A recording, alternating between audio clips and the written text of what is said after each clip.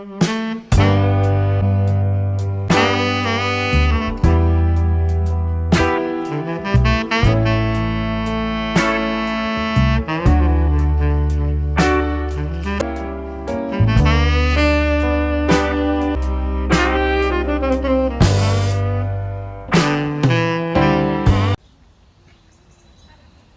guys, welcome back to Saturday Night Sit Down with your host, Tammy Pinnock.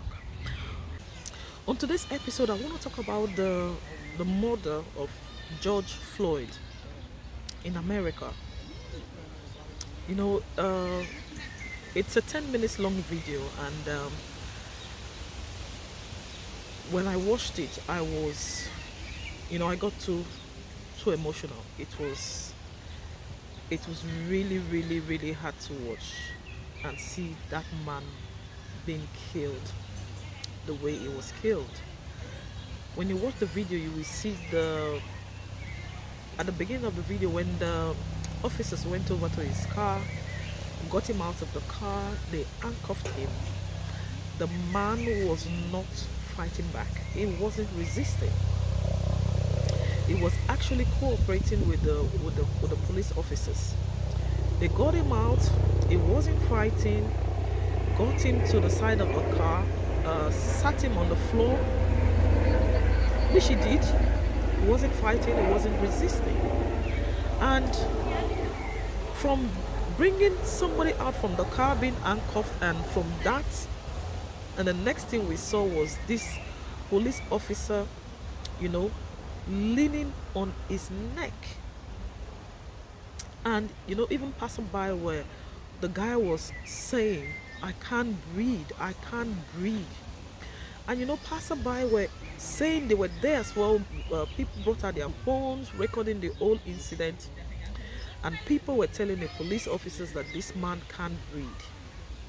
But you could see that from the countenance of the police officer, that particular one that had his knee to the neck of the poor man on the floor, struggling for his life. He had his hands in his pockets. His hands were in his pocket, and everybody was saying, get off his neck, he can't breathe. And the man wouldn't blink. The police officer wouldn't blink. You could see that smug on his face, like, I have the power, I can do whatever I want. His hands were in his pocket, and he was just like, I don't care. And this poor man, that's somebody's father, somebody's maybe a husband or a boyfriend, somebody's child. This poor man was on the floor begging for his life. He was saying, I can't breathe, I need water. He was dying. And these police officers they didn't care. They let that man die. They killed him. He was murdered. And why? And this is not just, it's not just something that, just happened. We've seen a lot of things like this happening, especially in America. The rate at which, the black people are dying in the hands of the people that are supposed to protect them, it's crazy. And when you think about it, we shouldn't be seeing things like this in this day and age. Me just sitting down and watching that video, I got too emotional. I cried just watching the video, because I was just there thinking, this could be my husband, this could be my dad, this could be my child. We've gotten to that stage whereby, when as a parent, when your children are going out, like a black parent, your children are going out, you are scared for their life, because they might go out and that might be the last time you see them. Or your husband is going out, you are scared for his life. Or your father, your father is going out and you are scared for his life because daddy might not come back. And this man was murdered in the hands of people that are supposed to keep him safe. And it got me thinking. It really got me thinking. And I've seen a whole lot of other videos of black people being killed by police officers, being shot by police officers. These are the same people that are supposed to be protecting the citizens. They are actually working on behalf of the citizens. They are supposed to protect lives. But we find out that they are now the ones taking lives. And it's not right. It is not right. And it got me thinking. It really got me thinking. And I was like, do we see things like this happening to other ethnic minorities? And the answer to that is no. We rarely see things like this happening to other ethnic minorities. Let's use the Asian community for example. Do we see police officer just for no reason rough handling an Asian man, or a Spanish man, or a Puerto Rican man? We don't see it. It's mainly with the blacks. The black communities are the ones that are suffering in the hands of the law. And I was thinking, when these officers, when they were sworn into duty, I'm sure they took an oath. I'm sure they swore that they were going to look after the citizen. They were going to work in the best interest of the citizens. So it got me thinking, when they were taking that oath, was that oath meant for certain set of people? Was that oath meant for a certain color? Because I don't know. I really don't know what to say, because and even the president himself, Donald Trump, is really not helping matters. He's really not helping matters. And now I see, people are coming out and condemning, the riots and the looting. I wouldn't encourage that as well, because I believe that violence is never the way. No matter what has happened, violence is never the way. I tell you, like, the white people, they fight with their brains. You won't see them shouting, you won't see them, looting. Even when they are protesting, they fight with wisdom. They fight back with their brains, and that's why they get things done no better than the black communities. And I tell you why I think the black communities are suffering so much, why they're going through a lot of prejudice and a lot of hate, and a lot of all the other negative stuff that are happening around them. I tell you why. It is down to us. I tell you, it's our fault. I know it's hard, with everything that is happening, but I can tell you categorically that it's our fault. And you might ask me, why would I say that with everything that is going on? I tell you it's our fault because we are not united as black. We are not united as one. And that is why we can see that people, other minorities, Asians, the Filipinos, they can do whatever they want to us, and they can get away with it because we're not united. In fact, we work against each other. We work against ourselves. We believe in, we even rat ourselves up, like the way they say it in the street. We rat up ourselves. We don't work together. In the Asian community, this is something that I've learned from living in London. In the Asian community, you cannot go and just attack an Asian man or an Asian family. If one, maybe for example, a policeman stops one Asian man, within a few minutes you will see hundreds of Asian family. You will see men, you will see women, you will see children. Hundreds of them will flood that place, and they will come with their lawyers. They have a very tight support network. They work together as one, and believe me guys, they might not even know each other, but when it comes to working together, you will see them. They are all together defending that one person, because they see themselves as one. It doesn't matter, where they live. It doesn't matter if they know each other, but they see themselves as one and they defend themselves.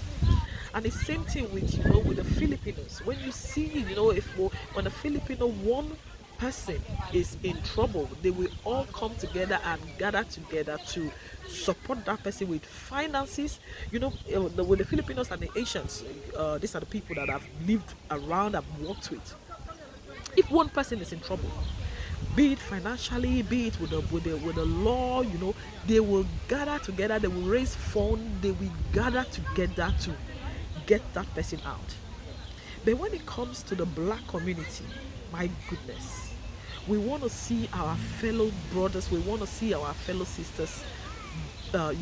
We don't care. We really do not care. We are not united. And most people now, they came out, protesting, but you can see that most people are not really protesting because of what has happened. They're not really protesting because they've killed one of us. No, they are protesting. They've used that opportunity to start looting. And when you look at it, is that right? It is wrong.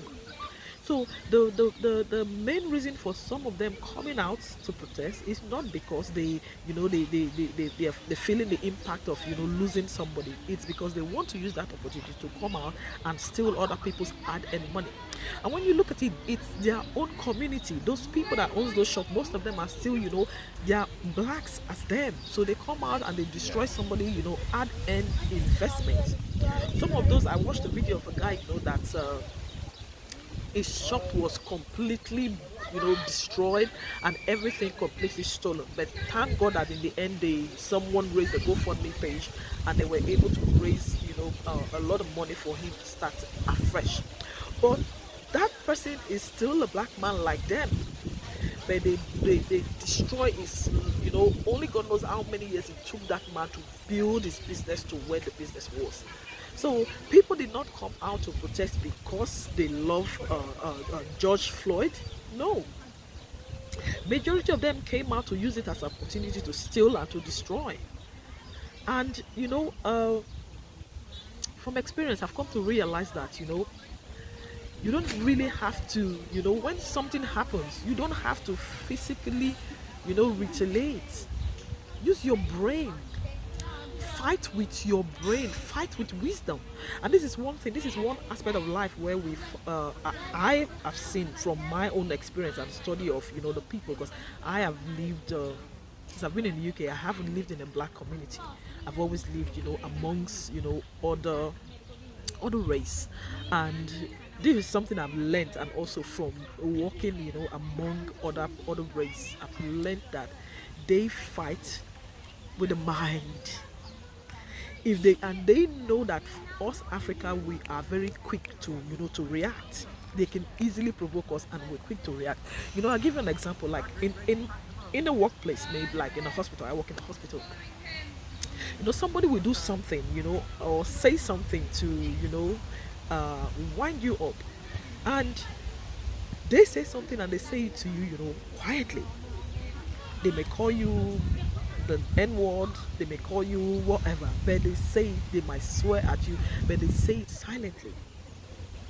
But most black people, instead of thinking, okay, how can I play this game back at them, without me now looking like an idiot, most of them will just flip. They will start shouting, and they forget that they are in a professional environment. And once you start shouting, and they the white people, before you know it, they start playing the victim game. They start playing the victim game. They will be like, I don't even know. I was just trying to speak to her calmly, and she just started shouting. She started bullying me. I'm scared. Before you know it, they play the victim card.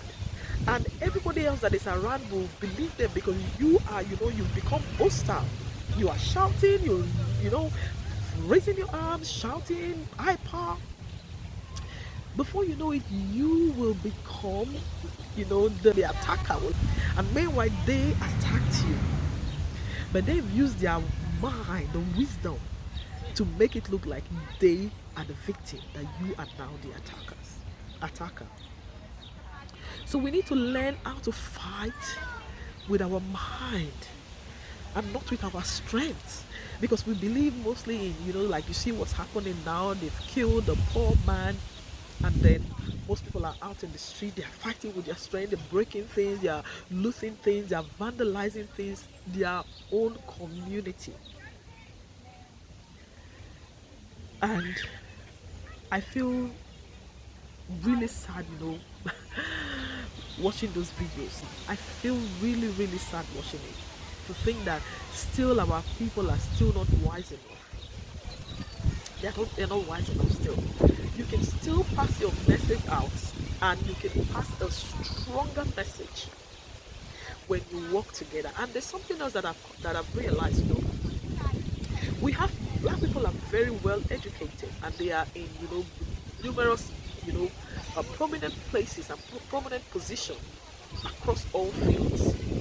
But like I said earlier on, our problem is because we are not united, we don't work together. So you will find out that the black man is in trouble, and another black man is in a position that they can work, that can help, but they don't want to get involved. Black people feel, it's not my problem, so why should I get involved? And in fact, even in the work environment, you find out that when something happens to one black person, and you will find out that all the other black people working there, they know what's going on. They know that this person, is in the right. But when it comes to actually coming out to, be a witness to that, they all back out. They were like, oh, I don't want to get involved. I don't want to get involved. And a lot of things, a lot of these corporates, they actually get away with a lot of things that have been that they do to us. But on the other hand, you will see that when the whites, the Asian, the Filipinos, when one of them is in trouble, the others will gather.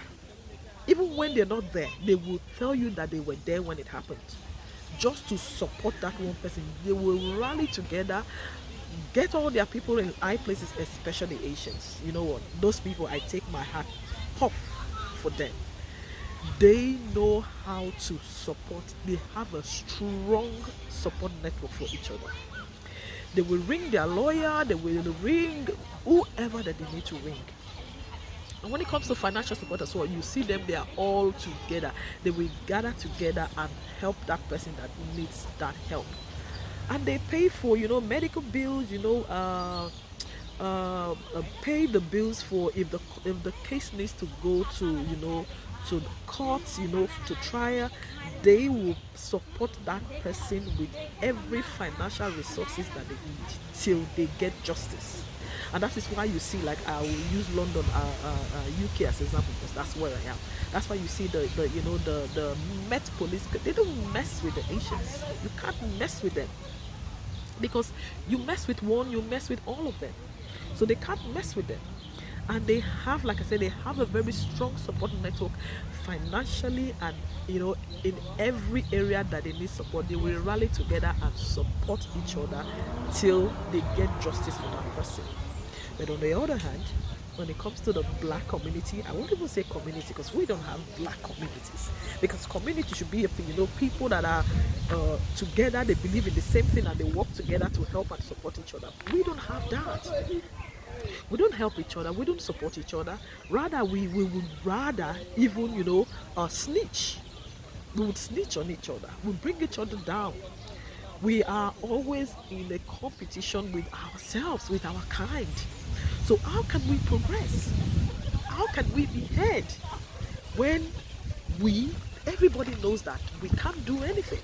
Now you see that they are all, it's been how many days now, they're protesting, they're looting, they're destroying things, but give it another, maybe the highest that will happen, that it will go maybe another 3 4 5 days, and that will be it. Because we have this I don't know how to say it, when we react so quickly, and as quickly as we react, we after a while, we just everybody just forgets about it, and everybody goes back to their normal life. So nothing ever gets done. Justice, it's really hard to see, a black person get justice, because we don't work together. We don't have a good support network. Anyways, I felt, that I should say my bit of what I think about this whole uh, George Floyd's case. It's really sad. It's really disheartening. It's it's horrible. It's really, really horrible to see. It's horrible to watch, and to think that in this day and age, things like this are still happening. It's heartbreaking. It is really heartbreaking. And moving forward, I feel we as blacks, we need to come together. We need to work together. We need to support each other. We need to believe in ourselves and in our ability. And until we know that we can never succeed, until we'll come together, it's going to continue, unfortunately. There won't be any real change. Nothing real will happen. But when we start believing in ourselves that for us to be heard, we need to work together. We need to support ourselves. We need to have a strong support network. We need to have love for each other. This is the thing. We don't love ourselves. So if you can't love yourself, tell me, how can somebody else love you? People everywhere around the world, blacks are hated. Look at what happened in China with the coronavirus. Look at what happened in South Africa, blacks on blacks. So it's everywhere, because we do not love ourselves. And until we start loving ourselves, well, newsflash, guys, nobody will love us. Nobody will support us. Nobody will fight for us. So we have to think and renew our mind. Our mind needs to be renewed, and we need to come to the realization that we can't get justice by being violent. You can't get justice by violence. You fight with, when you're angry. This is something I've come to realize. When you're angry, you don't think straight. You can never think straight when you are angry. But when you relax, you think with a clear mind and a clear head, then you will come out with, better ideas of how to go about things in life. So unfortunately, guys, things are going to continue like this for years and years and years, until we fix ourselves. We are broken. We are divided. And the Bible even says a house that is divided cannot, I can't remember how exactly it says, but a house that is divided cannot stand. So for as long as we are divided as a people, we cannot stand. We will not be recognized in the society. It's not that we are not educated. It's not that we are not in prominent roles in the society. We contribute a lot. Africans, we are well educated. We have doctors, we have lawyers, we have, we just name it. We have accountants, we have engineers. We are well educated and highly placed. We have nurses, we have teachers. We are everywhere. But because we lack the ability to come together as one, that's why we're having the problem that we're having. And my heart goes out to, the family of George Floyd. My heart goes out to them. But there were so many blacks that has lost their life the same way, and so many will still happen after this, until we renew our minds, until we decide to use our head to think for ourselves, until we decide to come together as one, until we decide to work together, until we decide to put all our jealousy and our pride and our competition against each other, put them all aside and start working together as one. That is when we will have justice for each other. That is just a fact and that's just the truth. Whether you believe it or not, that's just it. So that's it for me, guys. Until next time, bye.